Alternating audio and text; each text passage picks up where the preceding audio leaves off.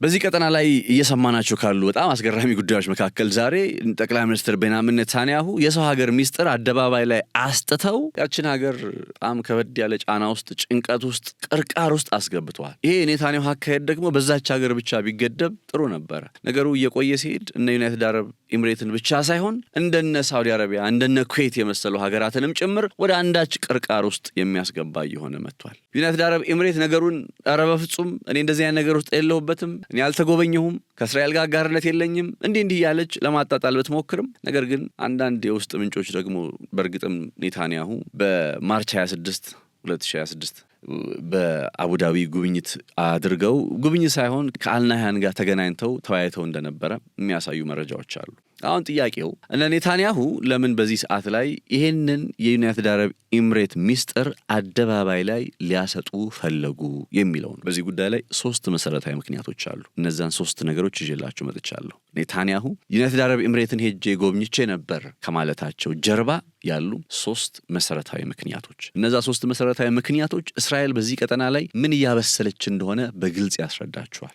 ያ ጉዳይ በግልጽ ነው የምላችሁ እስራኤል ምን እያበሰለች ምን ኩክ እያደረገች እንደሆነ የሚያሳይና የሚያስረዳ ነው። ከዛ ጋር ጎን ለጎን ደግሞ በተወሰነ ሁኔታ የነ ዩናይትድ አረብ ኤምሬት የተቃውሞ ድምጽ ወይም ከእስራኤል ጋር እንዲህ አይነት አጋርነት የለኝም የሚለው የአቋም መግለጫ ያው ይሄንን ጉዳይ ቀደም ብሎ በዜና ሰዓታችን ስለሰማችሁት ዜናውን እንዲህ ብሎ ዜናውን መናገር ስላልፈለኩ ነው። የዚህ ፖድካስት ቆይታም ደግሞ ዜናዎቹ ስላልሆነ ከዜናው ጀርባ ያለውን ነገር ስንመለከት ዩናይትድ አረብ ኤምሬት የአጸፋ ምላሽ ስትሰጥ የለም እየተባለ ያለው ነገር ሁሉ ሐሰት ነው ወደ ማለት መጣለች። ዩናይትድ አረብ ኤምሬትስ ለምንድን ነው የጠቅላይ ሚኒስትሩ ጽህፈት ቤት እንግዲህ ኔታንያሁ ጽህፈት ቤት ያወጣውን መረጃ ሐሰት ነው እውነት ትክክለኛ አይደለም ለማለት የፈለገችው ለምንድን ነው? ይሄ ነገር በእስራኤልና በዩናይትድ አረብ ኤምሬት ያለው ነጥብ እንዴት ከዛ አንፃር እነ ኢራንስ ደግሞ ነገሩን እንዴት ነው የሚረዱት? አሁን በዩናይትድ አረብ ኤምሬትና በእስራኤል መካከል ያለውን ጉዳይ በተመለከተ እነ ኢራንስ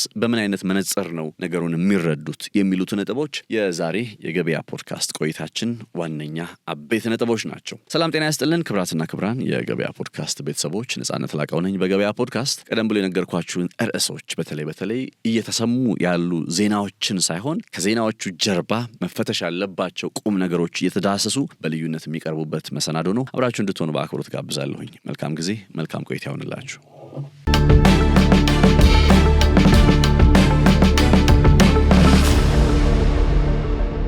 ከኢራን ጦርነት ጋር በተያያዘ በየዕለቱ እንግዲህ በጣም በርካታ አዳዲስ ነገሮችን እየሰማን ነው። በተለይ ይሄ የተኩስ አቁም ከተከናወነ ወዲህና ደግሞ ባለፉት ጥቂት 4-5 ቀናት በገልፉ ውስጥ የሚገኙ የአረቡን ሀገራት በተመለከተ የምንሰማቸው መረጃዎች እጅግ በጣም የሚያስገርሙ እየሆኑ መጥተዋል። ለምሳሌ ያክል እነ ዩናይትድ አረብ ኤምሬት በዚህ ጦርነት ላይ በቀጥታ ይሳተፉ ነበረ። እነ ዩናይትድ አረብ ኤምሬት በኢራን ላይ ወታደራዊ ጥቃትን እየሰነዘሩ ነበር የሚሉ አይነት መረጃዎች። ከዛ ሳውዲ አረቢያም ደግሞ አሁን በትላንትናው ዕለት ሳውዲ አረቢያ በኢራን ላይ ወታደራዊ ጥቃት እየፈጸመች ቆይታለች፣ የጦር ጀቶቿ ኢራንን ኢላማ ለማድረግ በተለያዩ ተልእኮች ላይ ተሳታፊ ሆነዋል የሚል ነገር መጣ። ከዛ ደግሞ ዛሬ በኩዌት በኩልም እንዲሁ ኩዌትም በቀጥታ በተወሰነ መልኩ የነበራት ተሳትፎ እንዳለና ወይም በጦርነቱ ላይ ተሳትፎ እንደነበራትና ዛሬም ደግሞ የኢራንን የእንትኖች አነስተኛ ጀልባዎች ላይ የነበሩ 4 ኢራናውያንን በቁጥጥር ስር የማድረጓ ዜና ተሰማ። ይሄኛውን ዜና በተመለከተ እንኳን አባስ አርጋቺም በተወሰነ መልኩ መግለጫ ሰጥተውበታል። ዜጎቻችንን ልቀቁ የሚል አይነት ማስጠንቀቂያ እንዳስተላለፉበት ተገልጿል። አሁን ውጥረቱ ሰምሃው በኢራንና በነ ሳውዲ አረቢያ በነ ዩናይትድ አረብ ኤምሬት አሁን ኩዌትም ጭምር በዛ አይነት ነገር ውስጥ ስሟ የሚነሳ እየሆነች መጣለች። በዚህ ሁሉ መካከል ደግሞ ዛሬ የተሰማው አንድ በጣም አበይት ሊባል የሚችለው ጉዳይ ዩናይትድ አረብ ኤምሬት እንዲሁም እስራኤል ያው የአይረን ዶም ወይም የጸረ አየር ላይ ጥቃት መከላከያ ቴክኖሎጂዎችን ተሰጣተው ወይም እስራኤል ዩናይትድ አረብ ኤምሬት ሰጥታ በጦርነቱ ላይ የእስራኤል የጦር ኃይል አባላት ወታደሮች ማለት ነው የአይረን ዶም የሚሳኤል ስርዓቱን እያስፈጸሙ ወይም የጸረ አየር ላይ ጥቃት መከላከል ስራውን እያከናወኑ እስራኤላውያን ወታደሮች በዩናይትድ አረብ ኤምሬት ውስጥ ነበሩ ከሚለው ነገር በዘለል የእስራኤሉ ጠቅላይ ሚኒስትር ቤንያሚን ኔታንያሁ በአንድ አጋጣሚ ላይ ወደ ዩናይትድ አረብ ኤምሬት አቀንተው ከዩናይትድ አረብ ኤምሬቱ መሪ ቢን ዛይድ ጋር ወይም አልናህያን ጋር ቆይታ ማድረጋቸውንና ከሳቸው በፊት እንዲያውም የሞሳድ ከፍተኛ አመራሮች ወደ ዩናይትድ አረብ ኤምሬት ሄደዋል የመባሉ ነገር ተከትሎ ነው እንግዲህ ከዛ ደግሞ አሁን ኔታንያሁ ወደ ዩናይትድ አረብ ኤምሬት ሄደው ነበረ። ይህን ጉዳይ ያወጣው ማን ነው? የእስራኤል ጠቅላይ ሚኒስትር ጽህፈት ቤት ነው። የነ ኔታንያሁ ጽህፈት ቤት ቢሮ ነው እንግዲህ አንደኛ በዚህ ሰዓት ላይ ለምን ይሄን ዜና ማውጣት ፈለጉ? በሚስጥር የተከናወነ ጉዞ ነበረ ካሉ አሁን ይሄንን ሚስጥር ይፋ ለማድረግ ለምን ሰዓቱ ሆነ? አሁን ሄደን ነበረ በጦርነት ውስጥ በነበረችበት ጊዜ ዩናይትድ አረብ ኤምሬት፣ እኛም በጦርነት ውስጥ በነበርንበት ጊዜ የእስራኤሉ ጠቅላይ ሚኒስትር ሄደው ነበረ ብሎ መናገር አሁን መሄዳቸው ችግር የለውም። አንደኛ ታይሚንጉ ሄደዋል የተባለበት ሰዓት፣ ሁለተኛ ከሰዓቱ በተጨማሪ ደግሞ አሁን ላይ መረጃውን ይፋ ያደረጉበት ጊዜ፣ እነዚህ ነገሮች በእርግጥ በመካከለኛው ምስራቅ እስራኤል ምን እያበሰለች ነው? የሆነ ቀመር እየሰራች ነው? ኢራንን በተመለከተ ቀጣይ የእስራኤል አካሄድ ምን ሊሆን ይችላል? ከዛ ጋር ተያይዞ ነው እንግዲህ ምን እያበሰለች ነው ለማለት የወደድኩት። ነገሩ በዚህ አይበቃም። የዩናይትድ አረብ ኤምሬት መንግስት ለዚህ የነ ኔታንያሁ መግለጫ ምን አይነት ምላሽ ቢሰጥ ጥሩ ነው? በዜና ሰዓታችን ላይም ተመልክተነዋል። ተከታተላችሁታል ብዬ አስባለሁኝ። የእስራኤሉ ጠቅላይ ሚኒስትር ሆነ ሌሎች ወታደራዊ መኮንኖች፣ አመራሮች በዩናይትድ አረብ ኤምሬት ውስጥ በጦርነቱ ጊዜ መጥተው ጉብኝት አድርገዋል የሚለው መግለጫ ወይም የእስራኤል ጠቅላይ ሚኒስትር ጽህፈት ቤት ያወጣው መግለጫ ሐሰተኛ ወይም ተገቢነት የሌለው ትክክለኛ ያልሆነ መረጃ ነው በማለት ነው እንግዲህ ዩናይትድ አረብ ኤምሬት እነ ኔታንያሁ ሄደን አይተናታል በማለት ያወጡትን መግለጫ ያጣጣለችው። ዩናይትድ አረብ ኤምሬት ከእስራኤል ጋር ያላት ግንኙነት በግልጽ በአደባባይ የሚከናወን በዛ ፍሬም ውስጥ የሚከናወንና በግልጽ በአደባባይ የሚከናወንና ከዛ ደግሞ በሁሉም ዘንድ የሚታወቀው በ2020 ዩናይትድ አረብ ኤምሬት ከእስራኤል ጋር የፈረመችው አብርሃም አኮርድስ የተባለ የሚጠራው ፍሬምወርክን ታሳቢ ባደረገ መልኩ ነው እንጂ ግልጽ ያልሆነና አንኦፊሺያል የሆኑ መንገዶችን የሚያጠቃልል አይነት አይደለም ከእስራኤል ጋር ያለን ግንኙነት እና በዩናይትድ አረብ ኤምሬት የሚመለከታቸው አካላት አማካኝነት በይፋ መግለጫ ያልተሰጠባቸው ጉብኝቶች፣ ወታደራዊ ትብብሮች፣ አጋርነቶች እነዚህ ሁሉ ሐሰተኛ ናቸው ወይም ተቀባይነት የላቸውም። የዩናይትድ አረብ ኤምሬት የውጭ ጉዳይ ሚኒስትር መግለጫ ነው ይህን የሚያሳየው። አሁን እስራኤል ጠቅላይ ሚኒስትሩ ሄደው ጎብኝተዋል። የሞሳድ ባለስልጣናትም ሄደው ጎብኝተዋል። የአይረን ዶም የጦር መሳሪያ ለዩናይትድ አረብ ኤምሬት ተሰጥቷል እያለች መግለጫ አወጣች። በተለይ የቤንያሚን ኔታንያሁ ወደ ዩናይትድ አረብ ኤምሬት ሄደዋል የሚለው ጉዳይ ዛሬ ወጣ። አሁን እንዳልኳችሁ ቅድም ጥያቄው እስራኤል ወይም ኔታንያሁ ወደ ዩናይትድ አረብ ኤምሬት ጋር እንዲህ አይነት ግንኙነት አለን የሚለውን ነገር ለምን ፈለጉ?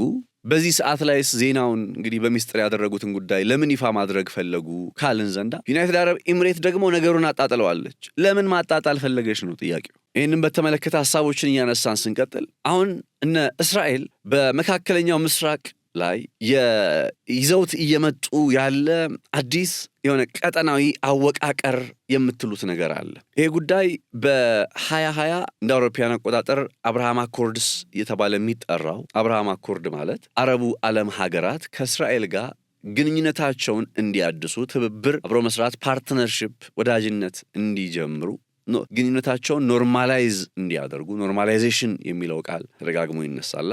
ያንን አይነት ነገር እንዲጀምሩ ከዛ በምላሹ ኢኮኖሚያዊ፣ ወታደራዊ ትብብሮችን ተጠቃሚ እንዲሆኑ በሚል አሜሪካው ፕሬዝዳንት ዶናልድ ትራምፕ በሳቸው የስልጣን ዘመን ጊዜ የቀረበ ፕሮፖዛል ነበረና ጃረድ ኩሽነር የሚባለው የዶናልድ ትራምፕ ልጃቸው ባል ነው። ያው ለዶናልድ ትራምፕ ነው አማችነቱ። ጃረድ ኩሽነር በመካከለኛው ምስራቅ በቃ አስፈጸማቸው ከሚባሉ ፕሮጀክቶች መካከል የሚጠቀስ ነው እና የጃረድ ኩሽነርም ከነዛ የአረቡ ዓለም ሀገራት አስተዳደሮች፣ አገዛዞች ጋር ቅርበቱን የፈጠረለት ያጋጣሚ ነው።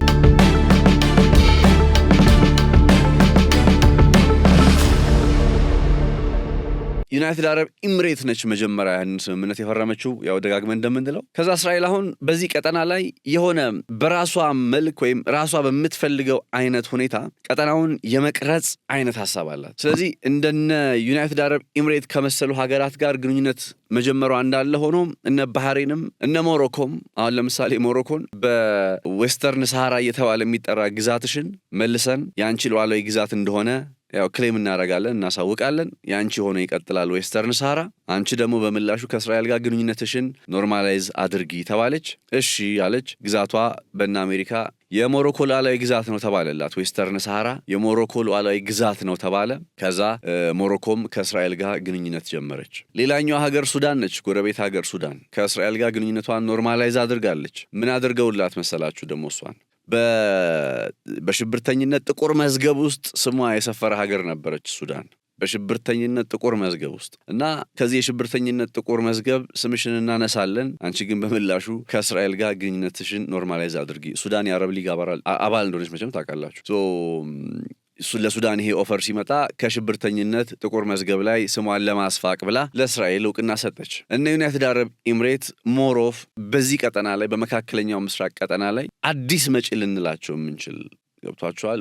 በቀጠናው ላይ ተጽዕኖ ፈጣሪ ሆኖ ለመውጣት ጉጉት፣ ዓላማ፣ ህልም ይዘው የመጡ ሀገር ናቸውና ያ ህልማቸውን ለማሳካት ሲሉ የማያደርጉት ምንም ነገር የለም እነ ዩናይትድ አረብ ኤምሬት እና በዛ አግባብ ነው እንግዲህ እነ ዩናይትድ አረብ ኤምሬት ሰምሃው በእስራኤል አማካኝነት እንግዲህ ያው በእነ አሜሪካ ቀርቦ እስራኤል ጋር ግንኙነቶችን ኖርማላይዝ አድርጊ ሲባል ወታደራዊ አጋርነቶችን ማግኘት፣ ኢኮኖሚያዊ ትብብሮችን ማግኘት የመሳሰሉት ነገሮች አድቫንቴጆቿን ታሳቢ አድርጋ እስራኤል ጋር ወዳጅነቷን አድሳለች። እነ ባህሬንም በዚህ ረገድ ስማቸው ይነሳል። ናው የነ እስራኤል ፍላጎት አሁን ዲስ ዴይስ ምን ብዬ አስባለሁ መሰላችሁ? ይሄ ግሬተር ኢዝራኤል የሚለው ጉዳይ አክቹዋሊ ይሄ መሬት ላይ ወርዶ በዛ አካባቢ ላይ የሚኖሩ ሰዎችን ሁሉ ከአካባቢው ላይ አይዶ ነው በጣም ከባድ ሩቅ ስለሆነ እንደው ለማሰብ ስለሚከብድ ነው እና ሰማው ለእስራኤል በቀጠናው ላይ ማለት ነው ከግብፅ ጀምሮ እስከ ኢራቅ ድረስ ለእስራኤል መንግስት ወይም ለነ ቤንያሚን ኔታንያሁ አስተዳደር እጅ የሰጡ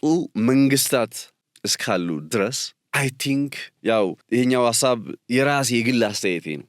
ግሬተር እስራኤል የሚባለው ጉዳይ ኮንሰፕቱ ምን እንደሆነ ወይ በሌላ ጊዜ እንገባበታለን ሙሉ። ነገር ግን ይሄ የእስራኤል የቀጠናው የሴኪሪቲ የደህንነት ስትራቴጂዋ ከዚህ ከነ ግብፅ ከነ ሱዳን ጀምሮ እስከነ ኢራቅ ምናምን ድረስ ያለው እስከነ ኢራን ኤፍራጠስና ጤግሮስ ወንዝ ድረስ ከናይል እስከነ ኤፍራጠስ ባለው አካባቢ ላይ ለእስራኤል መንግስት እጃቸውን የሰጡ መንግስታት መፍጠር የሚል አይነትም ነገር እንደሚኖረው አስባለሁ። እና ይህንን አይነት በቀጠናው ላይ ከእስራኤል ጋር የሚሰሩ ሀገራትን ለመፍጠር እየተደረገ ያለው አካሄድ ደግሞ አሁን ከኢራን ጦርነት ጋር ተያይዞ ወደ ፍጹም አዲስ ከፍታ ላይ መጥቷል። እና የእስራኤል መንግስት ለዩናይትድ አረብ ኤምሬት አይረንዶም ሰጥቻለሁ፣ የሞሳድ ባለስልጣናት ጉብኝት አድርገዋል፣ የእስራኤሉ ጠቅላይ ሚኒስትር ቤንያሚን ኔታንያሁም ሄደው ነበር። እነዚህ ዜናዎች መሰማታቸው አሁን ማለት ሄደዋል አልሄዱም አይደለም ዋናው ፖይንት ገብቷቸዋል አይደለ?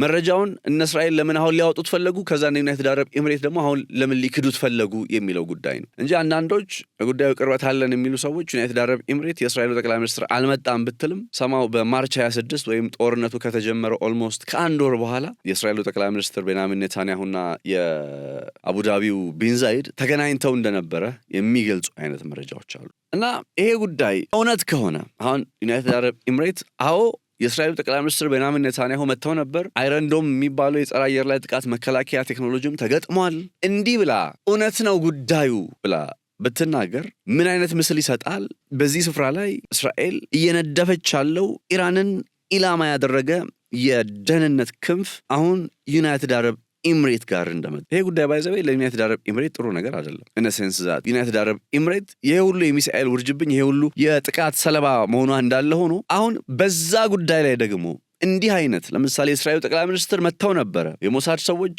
እዛ ናቸው፣ አይረንዶም ቴክኖሎጂ እዛ ነው፣ የእስራኤል ወታደሮችም በዩናይትድ አረብ ኤምሬት ናቸው የሚሉ አይነት አስተያየቶች ኢራን ወትሮም በጥርጣሬ ለምትመለከታት እና አንዳንድ ኢራን ባለስልጣናትም እኮ ትንሿ እስራኤል ነች ዩናይትድ አረብ ኤምሬት እስከማለት ደርሰዋልና ለዛ ነገር ማረጋገጫ የሆናቸውና ሙሉ ትኩረታቸውን ዩናይትድ አረብ ኤምሬት ላይ አድርገው ማወራረጃ እስራኤልን ያገኙ ይመስል ወይም እስራኤልን ኢላማ ያደረጉ ይመስል ዩናይትድ አረብ ኤምሬትን ኢላማ የጦስ ዶሮ ይላል ነው። አሁን ዩናይትድ አረብ ኤምሬት የእስራኤልን ጦርነት ልትዋጋ የተገባት ሀገር አይደለችም። አሁን ግን ናሬቲቭ እንዴት ነው? የእስራኤል መገናኛ ብዙሃን ለምሳሌ እንደነ አይቲዮኒፎርን ብትመለከቷቸው አይቲዮኒፎር ላይ ነገሩ እንዴት መሰላችሁ የቀረበው? በእንደዚህ አይነት አስቸጋሪ ጊዜ እንኳን እስራኤል ከነ አጋር ከምትላቸው ሀገራት ጋር አብራ እንደምትሰራ የነዛን ሀገራት ደህንነት ለማስጠበቅ አይረንዶም እንደምትልክ በእንደዛ አይነት ከባድ የቀውስ ጊዜ እንኳን ጭምር ጠቅላይ ሚኒስትሯ ሄዶ አይዞሽ እንደሚላት በቃ ይቺ ሀገር ዩናይትድ አረብ ኤምሬት ገና እኮ በ2020 እኮ ነው ይላሉ ተንታኞቹ። ገና በ2020 እኮ ነው ከእስራኤል ጋር ግንኙነት የጀመረችው። በ6 ዓመት ውስጥ እንዲህ አይነት አጋርነትን ከእስራኤል ጋር ካደረገች፣ ለእስራኤል እንዲህ አይነት ዋጋ ያላት ከሆነች፣ የእስራኤሉ ጠቅላይ ሚኒስትር በጦርነት ውስጥ ሆና እንኳ ሀገሪቱ እስቲል ሄዶ የሚጠይቃት የሚያጽናናት አይዞሽ የሚላት ከሆነች፣ አይረንዶምን የሚልክላት ከሆነ ደግሞ ግንኙነታቸው እየቆየ እየጎመራ እንደነ ኢራን የመሰሉ አካላትን ብናስወግድ ደግሞ እንዴት ወደ ሌላ አዲስ ደረጃ ሊሸጋገር እንደሚችል አስቡት። they're selling their investment። አሁን ዩናይትድ አረብ ኤምሬት እንዴት ነው ጉዳይ ማለት እውነት ነው ብላ አዎ ከእስራኤል ጋር ተገናኝተናል፣ ከጠቅላይ ሚኒስትሩ ጋር ተገናኝተናል፣ አይረንዶም ማስታጥቀውናል፣ በተለያየ አጋጣሚም እየመጡ አይዟችሁ በርቱ ይሉናል። እንዲህ አይነት ነገር ውስጥ እንዴት ነው ልትገባ የምትችለው ዩናይትድ አረብ ኤምሬት? ምን እንደተደገሰላት እያወቀ በጦርነቱ በ40 ቀኑ የጦርነት ጊዜ እኮ ዩናይትድ አረብ ኤምሬት ምናልባትም ከእስራኤል በላይ ሊባል ይችላል የደረሰባት የድብደባ ማዕት። ኢራን በምትከተለው እንግዲህ የጦር ስትራቴጂ እነዚህን ሀገራት ኢላማ ስታደርግ እስራኤልን አገኘው ወይም አሜሪካን አገኘው ብላ ነው ጥቃት የምትሰነዝረው። እነዛ ነገራት ላይ እስራኤልን አግኝታለች፣ አሜሪካን አግኝታለች፣ ሌላ ቶፒክ ኦፍ ዲስከሽን ነው። ኢራናውያኑ የሚሉት እንደዛ ነው። አሁን ኢራን በዛ ደረጃ እንደዛ ከፍተኛ የሆነ የአየር ላይ ጥቃትና ድብደባ በዩናይትድ አረብ ኤምሬት ላይ ስታከናውን ከርማ አሁን ያው ጦርነቱ እንደሚቀጥል መቼስ ተስማማን ይመስለኛል። አሁን ትንሽ ፋታ እየወሰዱ ነው። በሁለተኛው 45 እንበለው የመጀመሪያውን 45 የ40 ቀኑን ጦርነት ጨርሰዋል። ከእረፍት በኋላ ደግሞ ይመለሳሉ ብዬ አስባለሁ። እነ ኔታንያሁም አልጨረስም ስላሉ ዶናልድ ትራምፕም ያው መጨረስ ያለባቸው ጉዳይ እንዳለ ያምናሉ። ኢራንም በሁሉም መልኩ ሬዲ ናት፣ ዝግጁ ናት እና በሚቀጥል የጦርነት ጊዜ ላይ ሆነ ኢቭን ጦርነት ባይቀጥል የእስራኤል ፕሬዘንስ ከኢራን አፍንጫ ስር ሊባል በሚችል ሁኔታ በዩናይትድ አረብ ኤምሬት ውስጥ አለ የሚለው ጉዳይ እነ ኢራን እንደ ደህንነት ስጋት መመልከታቸው ስለማይቀር ዩናይትድ አረብ ኤምሬትን ያለመ ያነጣጠረ ጥቃት አሁንም ከሌሎቹ ሀገራት በተለየ በትሩ ሊበረታባት ይችላል። ሶ that's why ዩናይትድ አረብ ኤምሬት እነ ጠቅላይ ሚኒስትር ቤንያሚን ኔታንያሁ ጽሕፈት ቤት ጉብኝት አድርገን ነበረ የሚለውን አስተያየት ሲያቀርቡ የለም ምንም የተደረገ ጉብኝት የለም በይፋ እስካልገለጽን ድረስ ሁሉም ነገር እውነት ሆኖ መወሰድ የለበትም በማለት ነገሩን ለማንኳሰስ ለማጣጣል የሞከረችው ምን አይነት ቅርቃር ውስጥ እንደሚያስገባት ታውቃለች።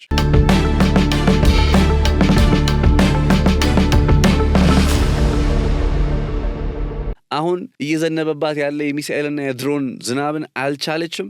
በዚህ ላይ ደግሞ እስራኤል የሆነ ነገር እያበሰለች ነው በሚያሰኝ ሁኔታ በዩናይትድ አረብ ኤምሬት ውስጥ እንቅስቃሴ እንዳላት ከታመነ ዋና የኢራን ጥቃት ኢላማ ትሆናለች። ይሄ ጉዳይ እነ ኔታንያሁ ለምን መግለጽ ፈለጉ? አሁን በዩናይትድ አረብ ኤምሬት በኩል በቃ ነገሩን ሐሰት ነው ለማለት የቸኮለችው ወይም የተጣደፈችው ሰማው ምን እንደሚመጣባት ምን እንደሚደርስባት ስላየችና ያው ማወቅ ስለሚቻል ነው። ወደፊት እነ ኔታንያሁ ስለምንድን ነው አሁን ራይት ነው ላልጠፋ ጊዜ ጦርነቱ ባላለቀበት ሁኔታ የነ ኔታንያሁ የጠቅላይ ሚኒስትር ጽሕፈት ቤት መግለጫ ዩናይትድ አረብ ኤምሬትን እንደ ጦስ ዶሮ አድርጎ የኢራን ኢላማ ሊያደርጋት እንደሚችል እያወቁ እነ ኔታንያሁ ውድ አሁን ላይ እነሱ ለምን ይህንን ጉዳይ ማውጣት ፈለጉ? በሚስጥር የያዙትን ጉዳይ ማርች ላይ እንግዲህ ተደርጓል የሚባል ጉብኝት አለ።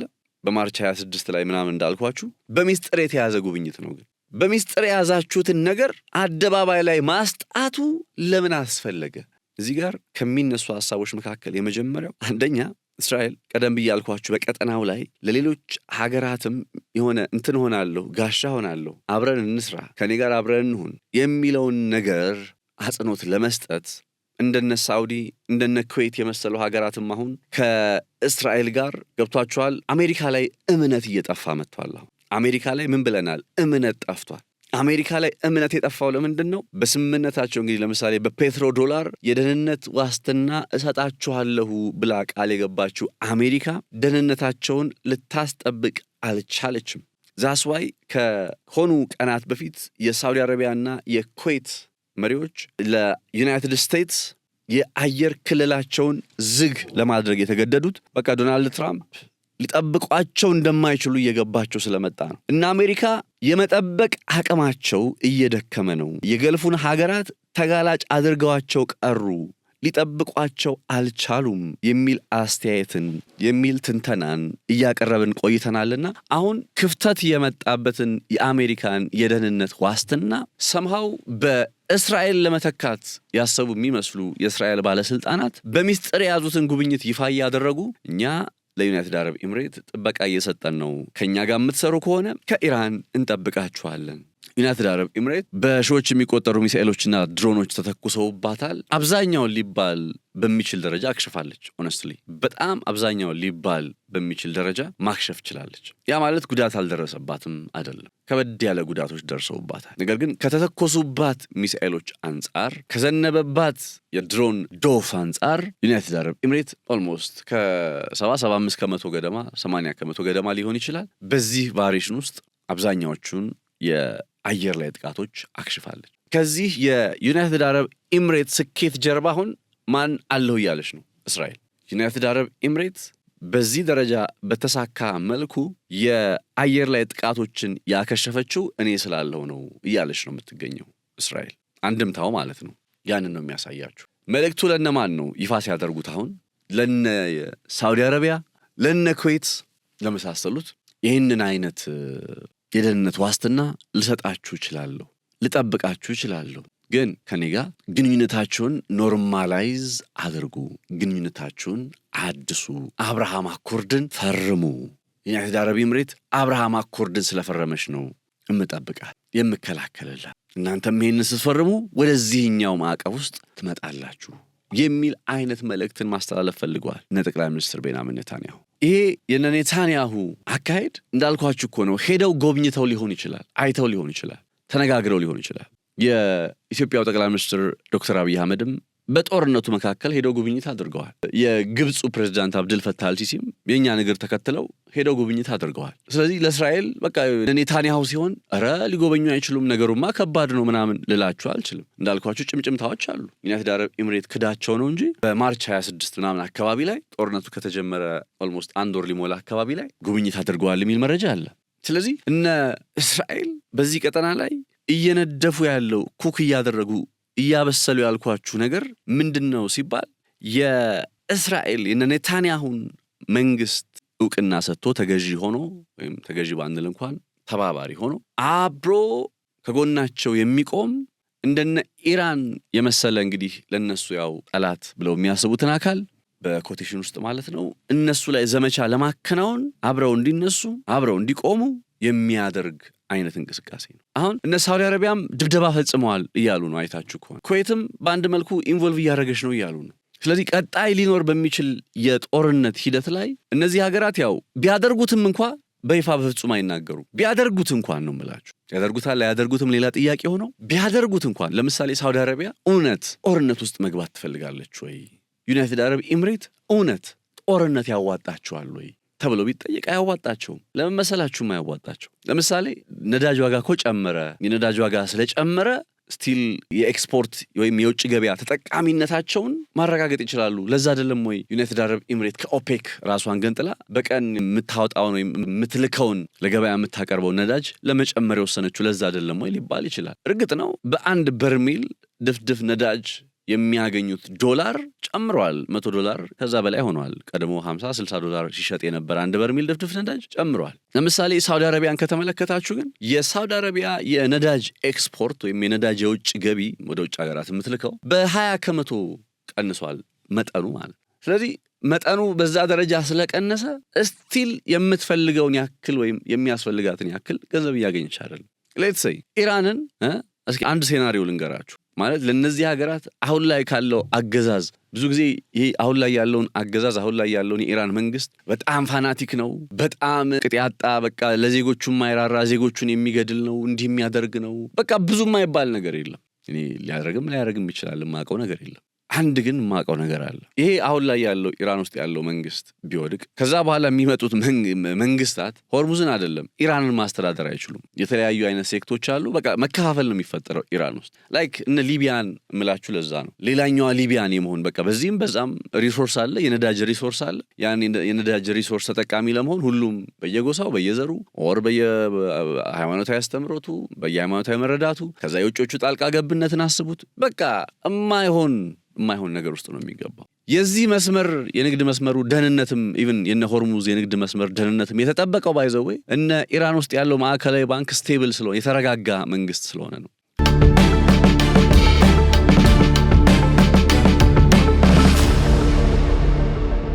እነ ሳውዲ ጭምር የኢራን መረጋጋት የኢራን ሰላም መሆን የኢራን እጅግ ያስፈልጋቸዋል፣ በጣም ያስፈልጋቸዋል። እዛ ውስጥ ችግር ከተፈጠረ፣ እዛ ውስጥ ክፍተት ከተፈጠረ፣ እዛ ውስጥ መከራ ከተፈጠረ፣ ቀውስ ከተፈጠረ ያ ቀውስ እነሱ ጋር ጭምር ነው የሚተርፈው። ቪዥን 2030 ተረት የሆነ የዩናይትድ አረብ ኤምሬት አሁን የምናየው የሰላም የሆነ ጭላንጭል ያለባት የምዕራብ ዓለም ሀገራት ቅንጡ ባለሀብቶች መዳረሻ ዱባይ የሌክዠሪ ብራንድ አይደለ? ያ ሁሉ ነገር ተረት የሆነ ይሄ ሁሉ ነገር የሆነው ያ ቀጠና ላይ ኢራን ሰላሙና በመቀጠሏ ነው። ምክንያቱም የንግድ መስመራቸው እንዳለ በሆርሙዝ ነው። ሆርሙዝ ላይ አሁን እኮ አንድ አካል ነው አይደለ? አሁን ያለው ማዕከላዊ መንግስት ቢወገድ ሆርሙዝ ላይ 30 አካል ሊመጣ ይችላል። ሆርሙዝ እኔ ነኝ እያለ የሚመጣ 30 አካል ሊመጣ ይችላል። ታስዋይ ለኢራን መንግስት ሉዓላዊነት እውቅና መስጠት ያለባቸው እነ ሳውዲ አረቢያ ወደ ጦርነት ውስጥ ቢገቡ በየትኛው ኢኮኖሚያቸው ነው የሚችሉት? እየተመታ በነዳጅ ገበያ ምክንያት እየቀነሰ በመጣ የነዳጅ ገበያ ምክንያት እየተመታ ያለ ኢኮኖሚ ባለፉት ዓመታት ሳውዲ አረቢያ የሚገርማችሁ በአንድ አጋጣሚ ላይ ለዜጎቿ ገንዘብ ትሰጣለች። አብዛኛው ዜጋ የመንግስት ሰራተኛ ነው፣ ተደጓሚ ነው፣ ስራ ፈት ነው። እኔ ለምን አልነግራችሁም? ትምህርት አይወዱም። በጣም የሚገርማችሁ ሳውዲ አረቢያ ውስጥ ከሆነ ጊዜ በኋላ የተማሪ ወይም የአዲስ ትውልድ የተማረ ትውልድ እጥረት እንዳይፈጠር ስጋቶች አሉ። እንዲያውም አሁን በቅርብ ዓመታት ውስጥ በጣም ከፍተኛ ትግል እያደረጉ ነው ይህንን ታሪክ ለመቀየር። ቢኮዝ ሰው ለምን ይማራል?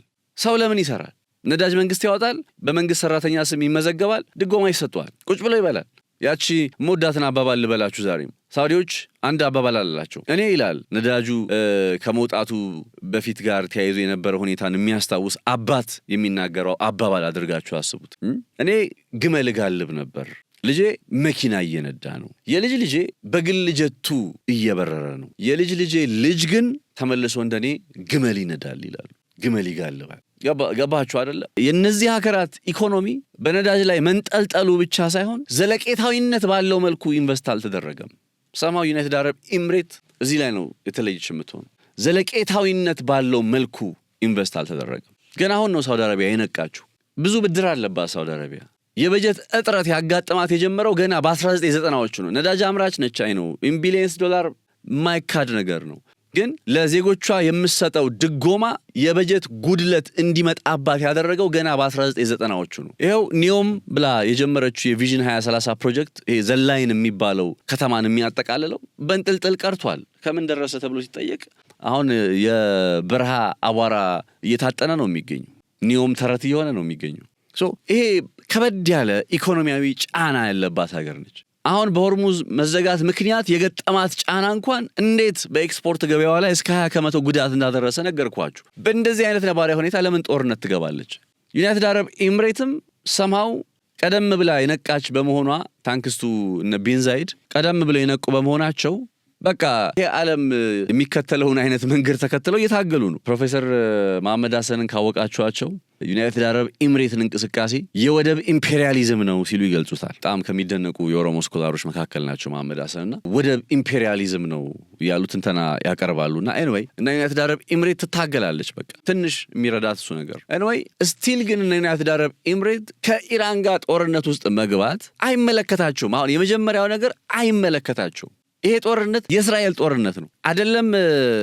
ዩናይትድ አረብ ኤምሬትና ሳውዲ አረቢያን ቀርቶ ይሄ ጦርነት አሜሪካን እንኳን አይመለከታትም። ፕራክቲካሊ ካወራን አሜሪካ ከነ ቻይና ጋር ይኸው የቻይና ሉዓላዊነት ስላከበረች እኮ ነው። ቻይናን ስለፈራች ይኸው የቻይና ሉዓላዊነት አክብራ ለድርድር ሄዱ እነ ዶናልድ ትራምፕ። በቃ ሲምፕል አዝስ የሚፈልጉትን ነገር ለይተው ከኢራን ጋርም መደራደር መስማማት ይችላሉ።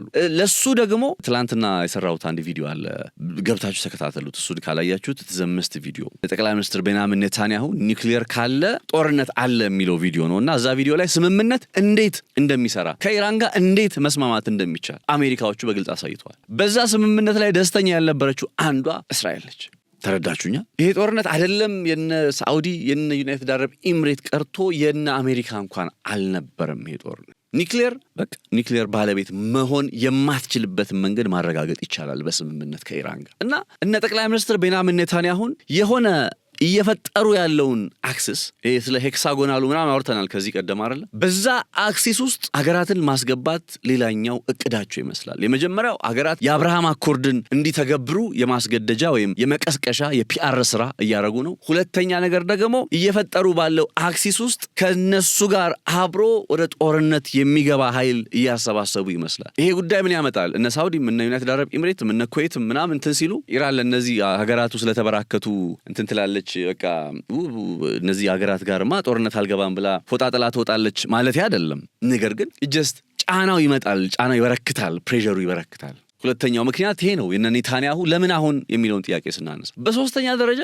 ደሞር እስራኤል ከዩናይትድ አረብ ኤምሬት ጋር ጠንካራ የሆነ አጋርነት አላት፣ የሆነ አክሲስ ውስጥ ናቸው። ትንሿ እስራኤል ነች ምናምን እየተባለች ነው ብያቸዋለሁ። ዩናይትድ አረብ ኤምሬት አሁን ኢላማው ከቴል አቪቭ በላይ ወደ ዱባይ የመሆን እድል ይኖረዋል። ኢኮኖሚክ ሳቦታጅን ማስቡት። ከዚህ ጋር ተያይዞ የሚፈጠረውን በዱባይ ላይ በነ ዩናይትድ አረብ ኤምሬት ላይ የሚፈጠር ኢኮኖሚክ ሳቦታጅን ማስቡት። እሱ ብቻ ሳይሆን እነ ኢራን ቅርባቸው ነች። አንደኛ ብዙ ዋጋ ሳያወጡ ብዙ ሳይቸገሩ በቀላሉ መደብደብ መቀጥቀጥ ይችላሉ ዩናይትድ አረብ ኤምሬትን። አሁን እነ ኔታንያሁ ፊልስ ላይክ እንትን እየሰጧቸው ማስረጃ እየሰጧቸው ያ ምን ያደርግላቸዋል? እነ ቴል አቪቭ ላይ ሊዘንብ የሚችል የሮኬትና የሚሳኤል ዝናብን አሴም ታይም ሞር ኦፍ ወደ ዩናይትድ አረብ ኤምሬትም ጭምር እንዲዞር እንዲቀየር የማድረግ እድል ይዞ ይመጣል። ምንድን ኩክ እያደረጉ ነው? ምንድን ነው እያበሰሉ ያሉት እኒህ ሰውዬ እነ ኔታንያሁ? በሚስጥር የተያዘን ነገር በአደባባይ ለማስጣት የፈለጉት ለምንድን ነው ሲባል እነዚህ 3 ምክንያቶች ናቸው ወደ ውስጥ የሚመጡት። እናንተ ምን ታስባላችሁ? ለምንድን እነ ኔታንያሁ እንደው የሰው የሀገር ሚስጥር እኮ ነው እንዳልኳችሁ ጉብኝት ተደርጓል ተብሎ ይታመናል። ዩናይትድ አረብ ኤምሬት ግን በይፋ እኔ እስካልገለጽኩት ድረስ ምንም እውነት አይደለም ለማለት ፈልጋለች። እነ ኔታንያሁ በይፋ ያልተገለጸውን ነገር ለመግለጽ ለምንድን ነው የፈለጉት? አደባባይ ላይ ሊያሰጡት ለምንድን ነው የፈለጉት? ኢራን እወቂው ዩናይትድ አረብ ኤምሬት የኛ ነች ለማለት ብቻ ነው ወይስ ዩናይትድ አረብ ኤምሬትን ከመታሽ እኛን እንደመታሽ የሚቆጠራል ለማለት አይነት? What do you think? የእናንተን ሀሳብና አስተያየት በኮመንት መስጫችሁ ላይ አስቀምጡልኝ። ነጻነት ላቀው ነበርኩኝ አብሬያችሁ ቆይታ ያደረኩት። መልካም ጊዜ፣ መልካም ቆይታ ይሆንላችሁ።